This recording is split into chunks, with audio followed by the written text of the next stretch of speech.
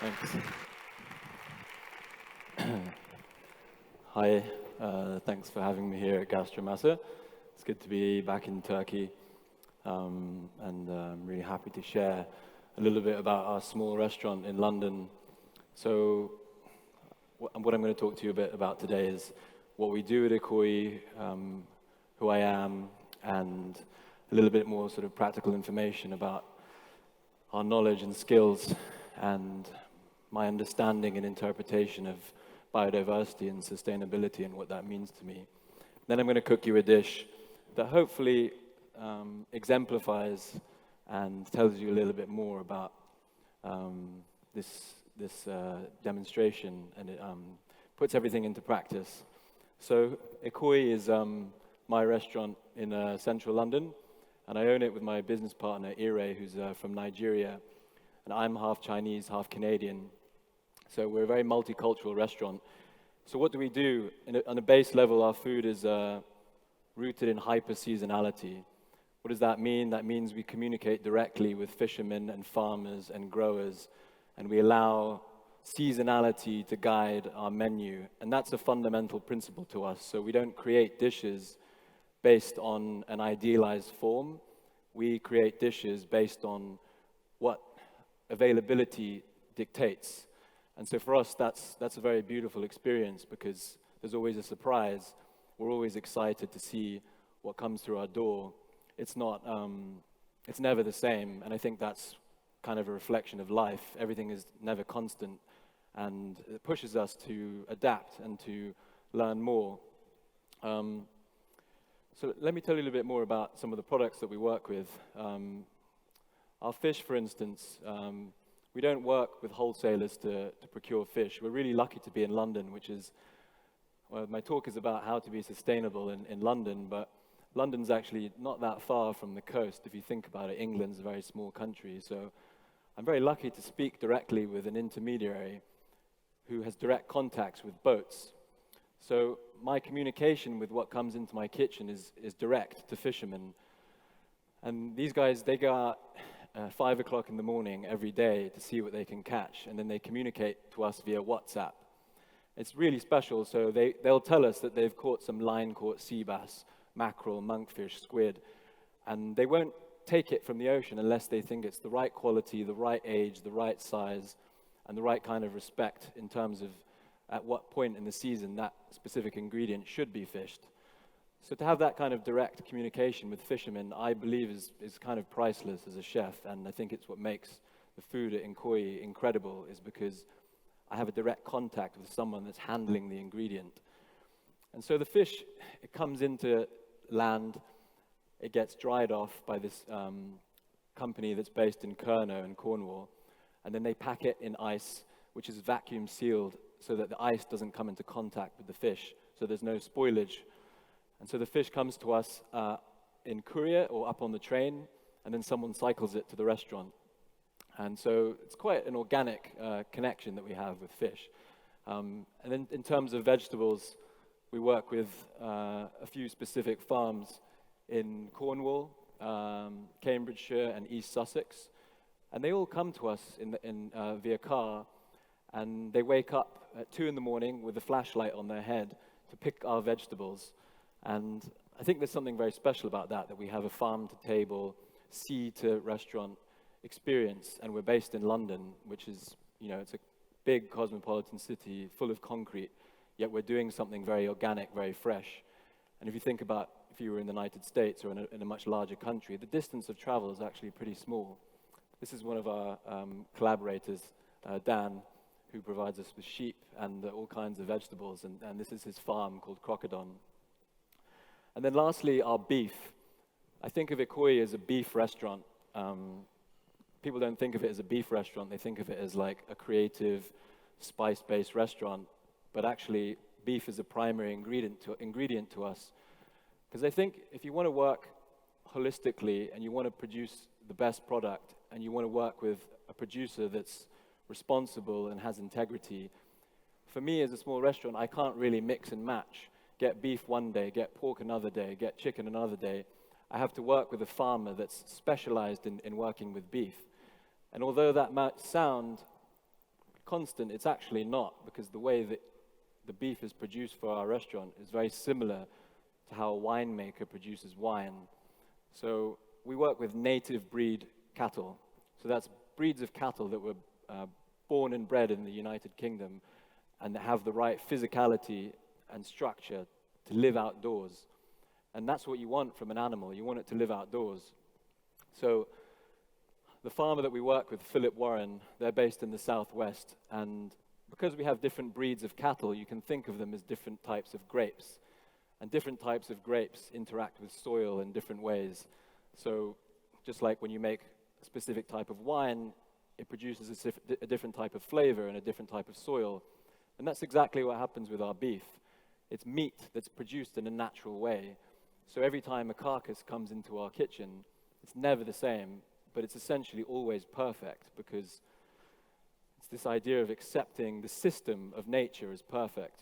And I think that's kind of what I wanted to talk about today, is accepting nature as perfect as part of a cooking ethos as a young chef or as someone going into this world, is not trying to look at ingredients and force them into an idea that is trying to be perfect, but accept that the system from where your ingredients come from is already perfect because it's natural.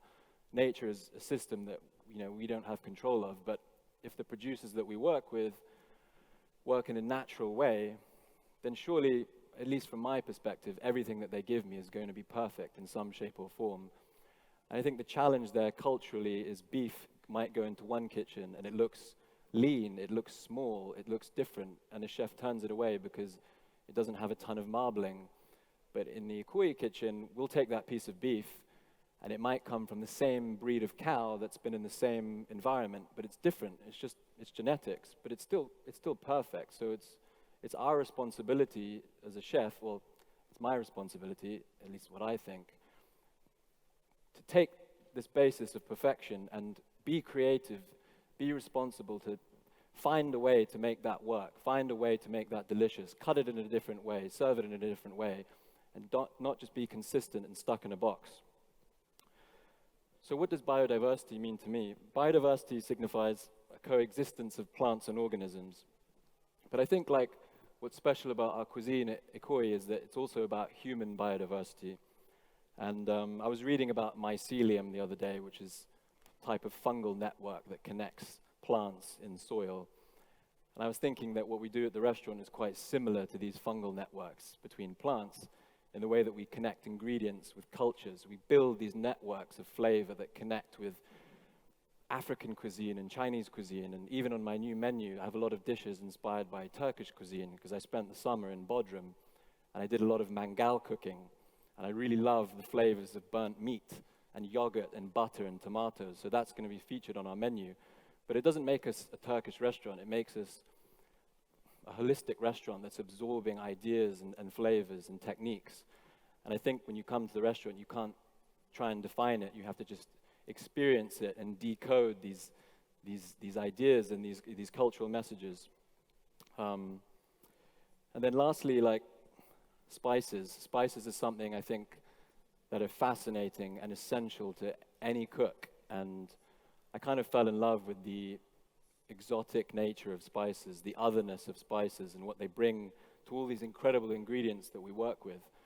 I see spices as my weaponry. They're my tools to build flavor and create different sensations. And I'm just surprised sometimes that spices aren't more widely used. And people come to the restaurant and they say, why is the food so tasty? Why is this so like this? And they think I'm an expert, and I'm not. I'm just using lots of spices, and the result is incredible. So while Ikoyi might be looked at as, a spice specialist restaurant, I really consider myself ignorant, and I have a lot to learn, and that our small team only has knowledge of a very small group of ingredients.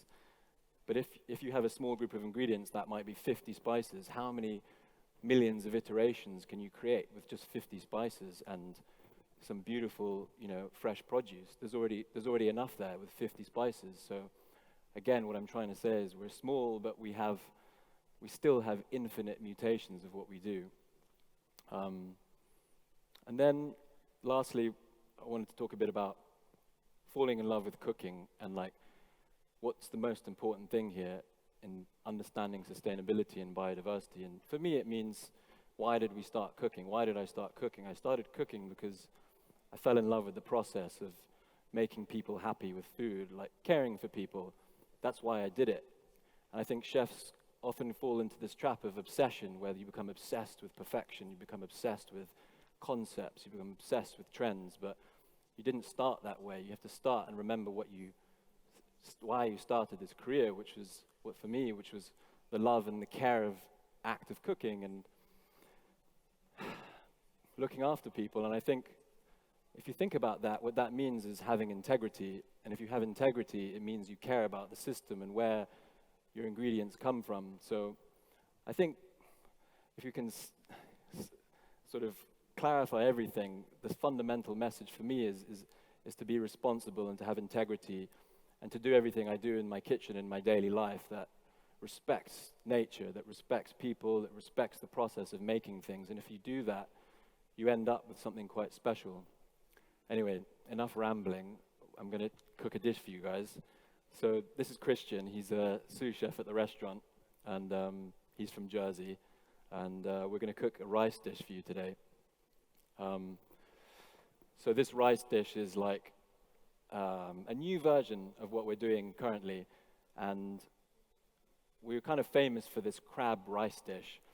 And we're opening a new restaurant soon. We're actually moving the restaurant to a bigger space. And I want people to come back and have a different experience of this rice. So we've decided to make something that's based on lobster. And I chose this dish because it really exemplifies what I've been talking about. It has a little bit of all the different suppliers that I was telling you about. So here we have some vegetables from 3 different farms, organic, biodynamic vegetables, all from regenerative agriculture. I'm using these words and I don't really know what they mean. I'm not a scientist, I'm not a farming specialist. They're the ones that should be telling you about that. But I do like to work with them, and I do like that they have integrity and that they care about what they do, and that the flavor of what they do is impactful, and that's why I work with them. So we have, what we love to do at Ikoyi is keep things simple. So we're talking about no waste. We just don't peel the carrots. We just keep the quince whole. This is stunning quince from Namayasai farm. We just pickle it.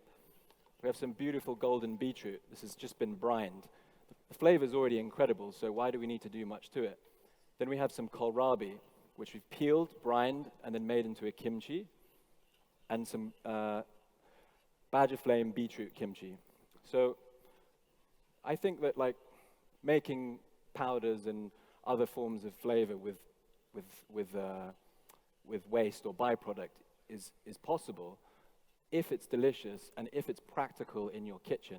We have a very small kitchen, so I'm not going to dehydrate every husk of beetroot that is just extremely tough and not delicious. It's, you know, we're still responsible for creating delicious food. So our ethos with vegetables is to peel minimally and keep everything intact. Then we have the aged beef fat. So instead of bringing you a piece of beef, I brought you some of the fat from these cows that are aged for 5 months. And the way that we impart flavor into this fat is by baking the fat overnight with little thin slices of tough gristle and cuts of meat. We bake it at a low temperature, so as the fat is softening and becoming rendered and golden, the meat is caramelizing and it's imparting flavor. So when you open the oven in the morning, it smells like a beautiful roasted steak or perfect roast beef.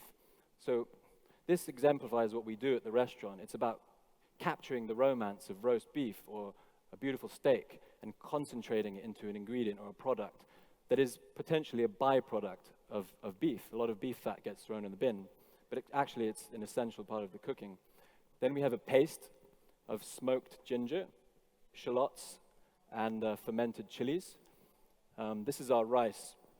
We use maybe 50 different ingredients in the broth to make this rice, and there are basically no rules. I just came up with this recipe kind of like I was having fun and putting different spices in and tasting it, and I got to a place where I thought, this tastes like barbecue sauce, like the best kind of barbecue sauce you'd put on your burger. So there's no science involved. It's intuition. It's like a fun and a love of cooking. And then finally we have this custard. This is a beautiful crème anglaise, which is kind of like a recipe you'd make to make ice cream. And instead we use lobster. We use potted lobster that's caught in Padstow from a fishery. So they only fish certain amounts of lobster each year, and they let them get to a specific size, and they only give them to us when their shells are firm. And we make a custard out of that beautiful lobster. It's a smooth, rich, umami custard. So should we start searing off some rice? So for this plate, we might just take the vegetable and just make 1 cut of beetroot, 1 piece of pickled Japanese quince,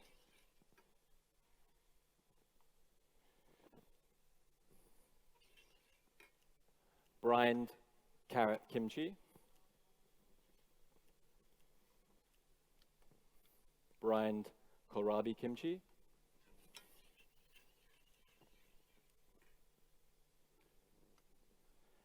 and some badger flame beetroot kimchi.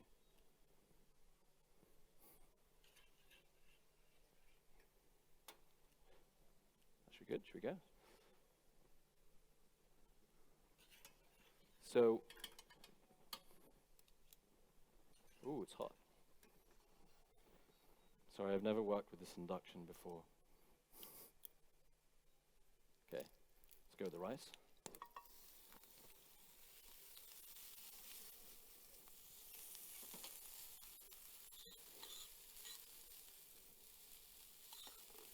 We cook it in an insanely hot pan with the fat.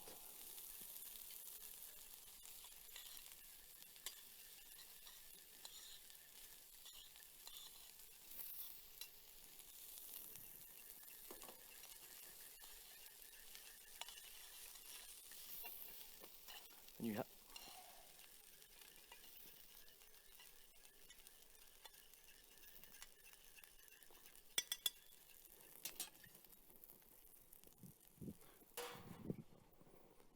So here we have the rice. So the rice has already been steamed. We steam it in the broth, and we cook it to 80% doneness. So for me to cook perfect rice, it has to be steamed first, undercooked, so it's al dente, so that you can control the cooking. So the grains are kept separate because we rub the rice with a little bit of clarified butter. Then we cool it down, and while cooling it down, the grains, they tense up and they become firm. So as you can see, I cook that rice in about 5 seconds because we get the pan ripping hot. We add the beef fat. We glaze the rice in the beef fat so the rice becomes crispy. It smells like a barbecue. It smells like barbecued meat. And then we finish it with this paste called wok hei. So wok hei is something my dad taught me.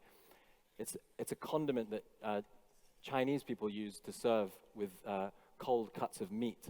It's a spicy, fresh ginger condiment. And when you add it to fried rice, it gives it an incredible aromatic flavor. Then we have this really beautiful custard. And the custard itself is just full of aromatics. I actually thought about a bouillabaisse that I had in Marseille when coming up with this recipe. The flavors of anise, fennel, white wine, garlic, all of those amazing aromatic flavors that you have with a perfect bouillabaisse made into a custard. And then we just finish it with these beautiful vegetables so that it has some freshness, something organic and simple. And that's the dish. Anyway, thanks guys.